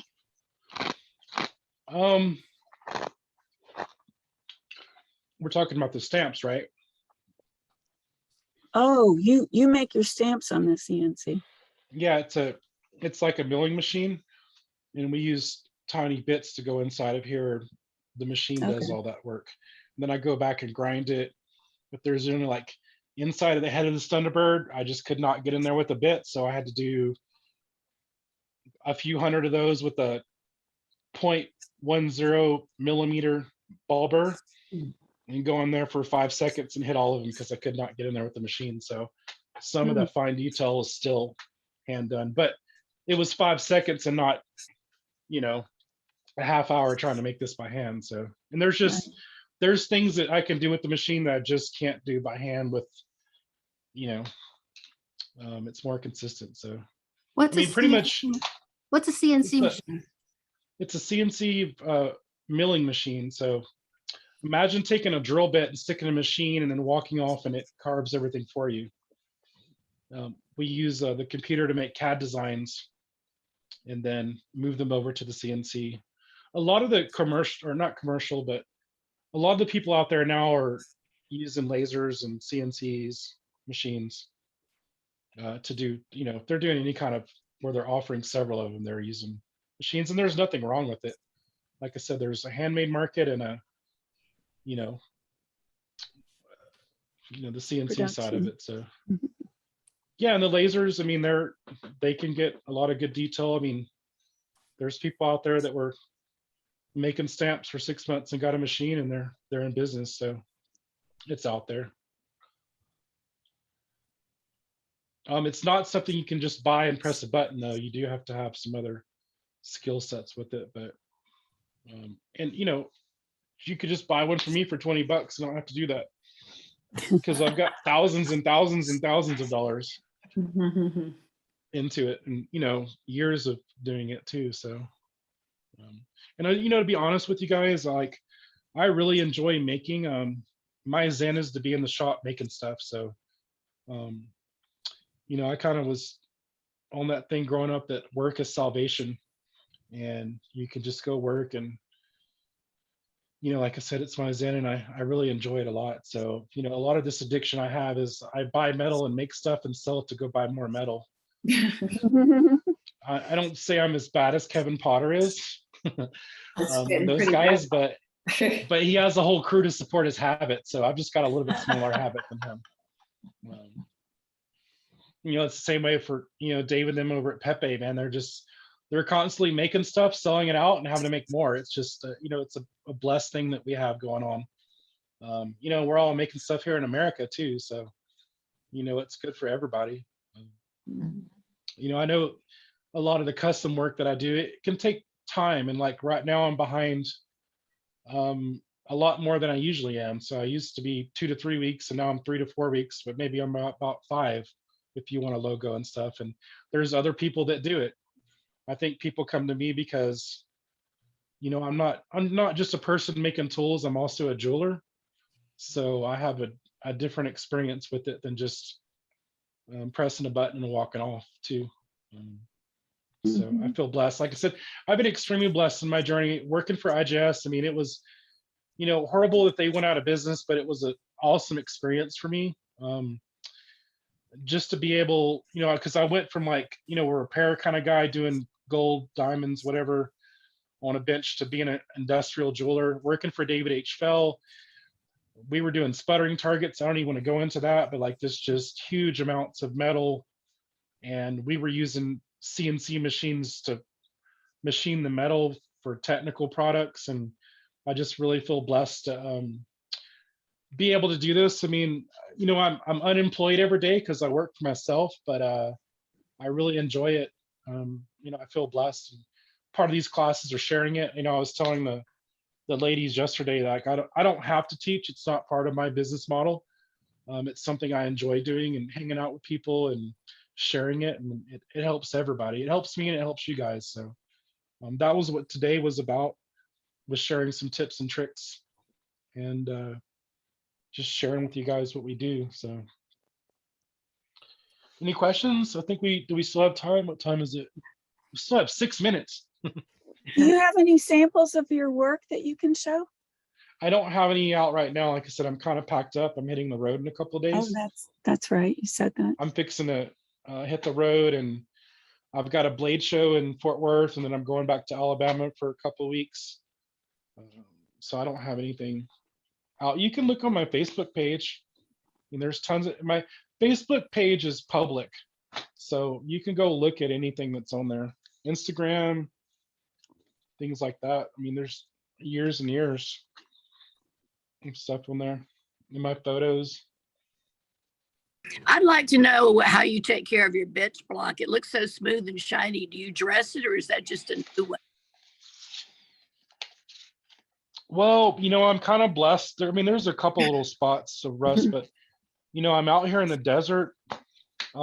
These are the Pepe blocks, so they're really nice. But if I do have to, because I think we got to back up to a prior question, but if I do have to clean this, I'd probably use a little bit of steel wool, a fine steel wool, or a Scotch-Brite pad. Don't go hitting them with no sandpaper unless you've just got some bad gouges. I'd say there's some other ways I would clean it up too, but not something that you guys could do in a normal studio setting. But usually what I do is just, I'll show you, I just kind of, like there's some rust right there, just kind of hit it up with some steel wool. And this won't leave marks in it with the fine steel wool. You could do a light coating of oil if you don't use your block a lot.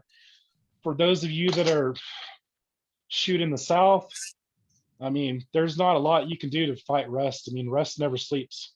So Will rust ruin it? No, you can get the rust off. I mean, like I Okay. said, I would just, if you don't use your block of light, I would just put some light oil on it and store it. Put Okay. it in a rag or something. But it's especially if you live in California and places like that, salt water and stuff just kills everything. I think someone asked me earlier about cleaning a stamp, Yeah. but we were talking about the ink part of it. Mhm. I wouldn't recommend you cleaning your stamps unless they're super, in an area that gets a lot of salt water or they're super rusted. Mhm. You could use a little bit of still wool.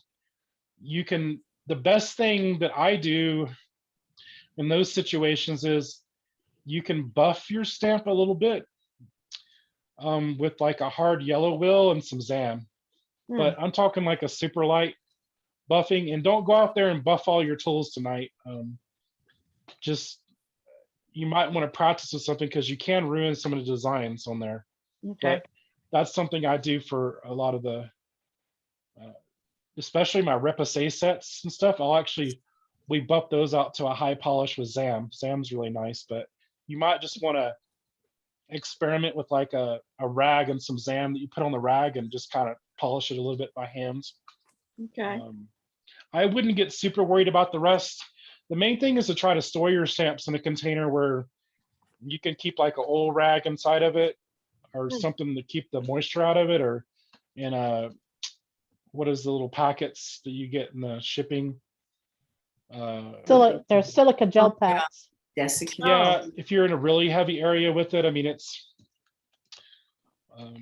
I don't worry too much about it. So I'm kind of blessed out here because just stuff doesn't really rust in the summertime, and the swamp cooler's on a little bit, but it's not like we're being in the South or some places. But the main thing is to store your tools, properly in a rag, different things. I mean, I think Dave Tarver uses like a lard can, as he calls it, puts everything and seals it in there.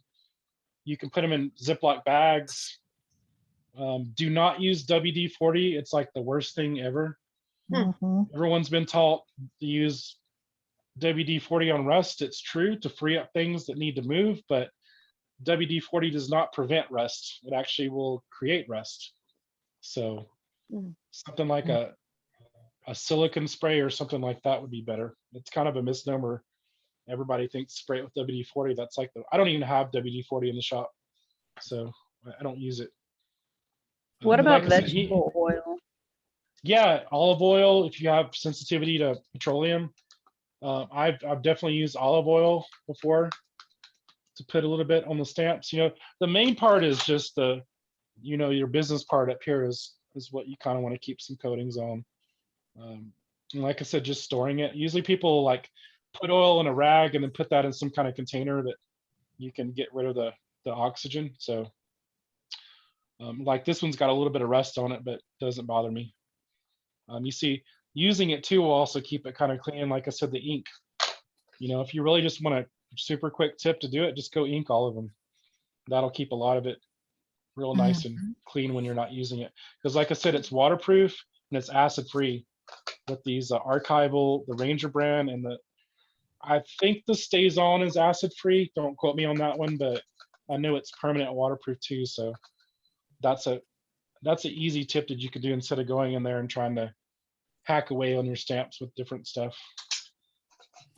You have to, in other words, you can buff them or wire brush and things like that, but it takes a little bit of practice so you don't screw up stamps. I would just advise this or some light still wool maybe. This stuff it's not going to make a scratch that you can get your finger in, if you do it on top of the stamps. Just a little bit. That's probably about all I would do. If you got a little bit of rust on there, but storing them is usually the biggest thing. So, and like I said, if you're around salt water, it's just, you really have to have some kind of storage system for them. So what else? You mentioned virtual classes. When will Yes, that we'll be start? having- And There's a component of our class in June where we'll have X amount, is it 20 some odd 25, virtual I seats? think. Yeah, We have 25 20 virtual seats. Yeah. You can take the class in Atlanta at MAG, and they're class seats available to do in person, but we also are investing in a camera system that will allow us to teach the classes virtually at the same time that people are taking it live. And so we're getting that all set up. So the great part about that is it's like you're still in class. It's just you're virtually in class. So you'll be participating through a Zoom platform, but you'll be doing the same things that are happening in class. And there'll be a artist assistant that will be helping the virtual team of people that are taking the class, and there'll be an artist assistant that will be helping the in-person people.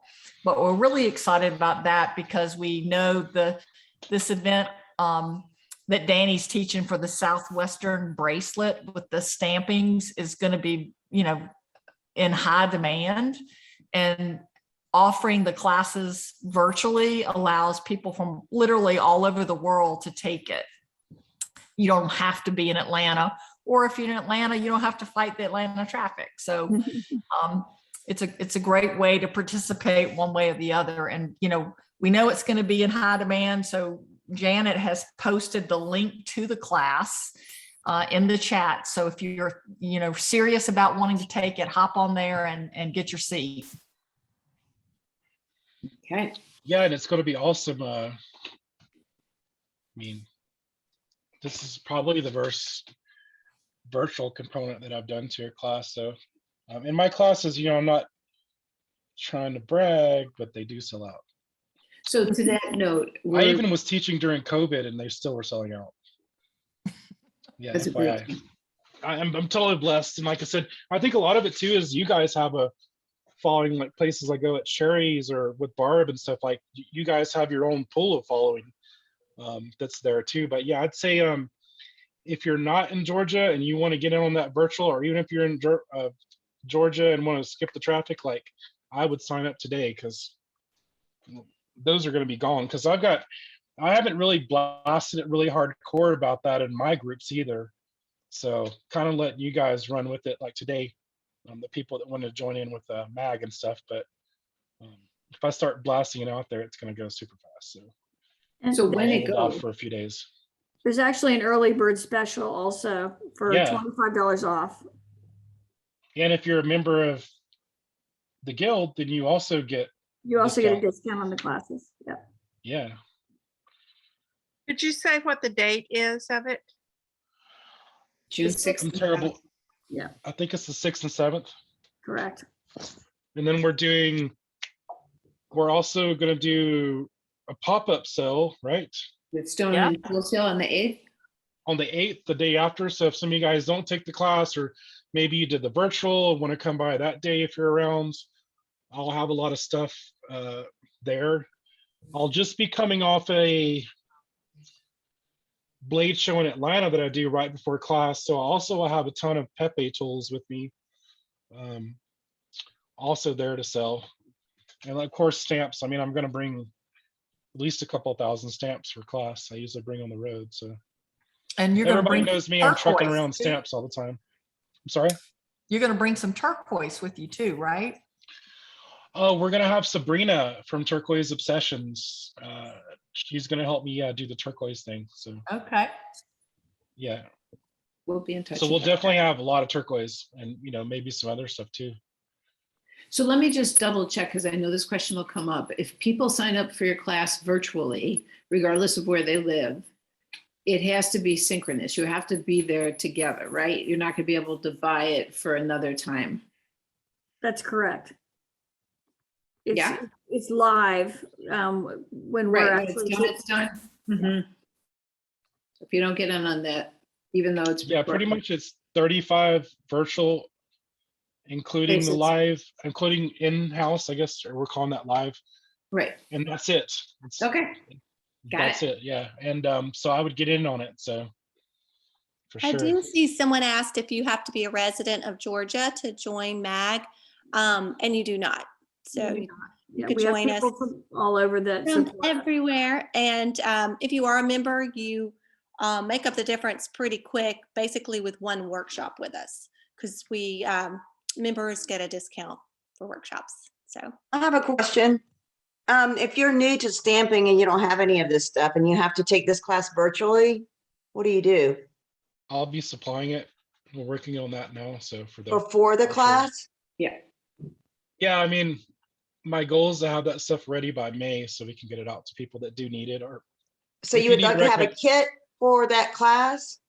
Yeah, I'm thinking about having 2 or 3 tiers of kits, depending on what you want to get. But and like I said, I mean, there's other places to get the stuff too. I mean, we kind of do our own thing, but the hammers, I'd say that I've seen some people selling the hammers that have copied it, but they don't sand them because they didn't get what I was doing, because they just make stuff and sell it, not to bash them, but the hammers are sanded on both sides flat. So I think, what am I doing? Like, I think it's like 20 some odd dollars shipped for a hammer, because sanding is a service I put in on that. But so those, I don't know where you can get. There's, what was the name of that? Trusty Cook is the company. I think if you use Metal Stamp X, you can get 10% off. They make some stamps that have lead shot in it that are flat, that they kind of developed for stamping a little bit with us years ago. I think they're 40, 50 bucks, something like that. But yeah, I will be supplying everything if you want to get it from us. Because I know people might just want to get a whole kit if they don't have it, but you might have a block or not a bag. All that will work with you. But I would say start bombarding me about 1st of May-ish, unless you want it sooner. I do have. We can put a link up on the website for anyone that's, needs to purchase elements, and they can just go right there and purchase them directly from you. Yeah, I literally just thought of that like 3 days ago, and they were like, "Oh, we're gonna have virtual people," and I was like, "Oh crap, I probably should like make some kits."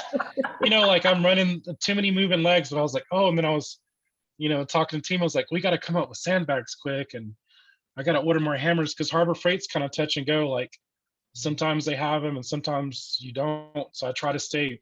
I think I got a couple of dozen right now that I try to stay stocked, and then I have ones now.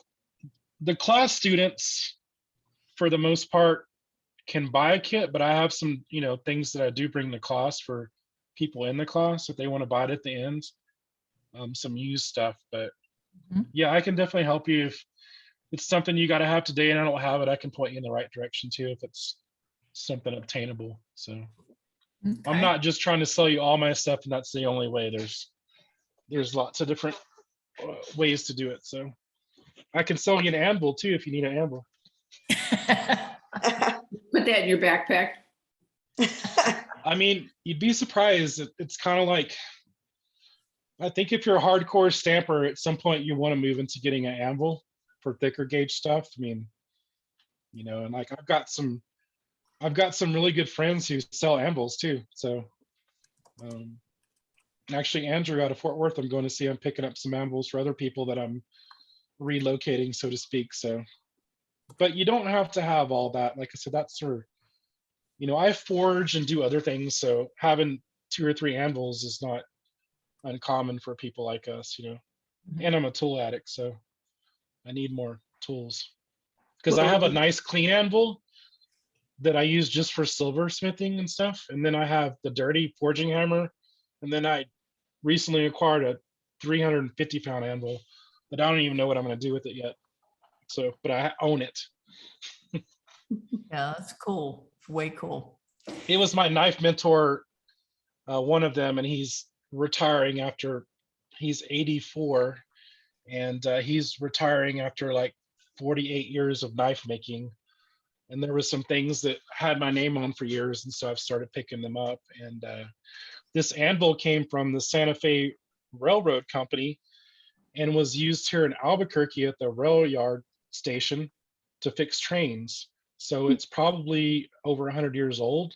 And he's the 3rd owner. I'm the 4th owner of it that we know of. So it's Santa Fe, then it was a guy that worked there that retired for the railroad company. Then he sold it to another guy, and then this guy's had it for like 30 years.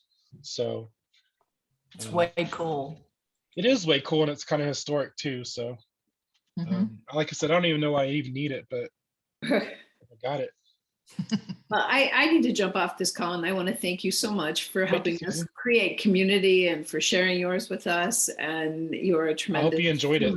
Oh, it was so much fun. It's awesome. Did you learn A lot of anything? Did fun. you guys learn I anything? learned a lot. I can't wait to Yes. start. I mean, that was That's free. right here, unsanded. There's still a lot more, so don't get me wrong, but I kind of gave, hopefully there's some people in there that have left and are over there at their bench trying to hammer away right now, trying to figure it out or order some hammers. So Thank you Hey, so much. Danny, it's how many people Nancy do we from have? Florida. Thanks, Hi, Danny. Nancy. Hey, guess what? I just came from being in the studio, hammering around with your stamps. Oh, what a Oh, really? coincidence.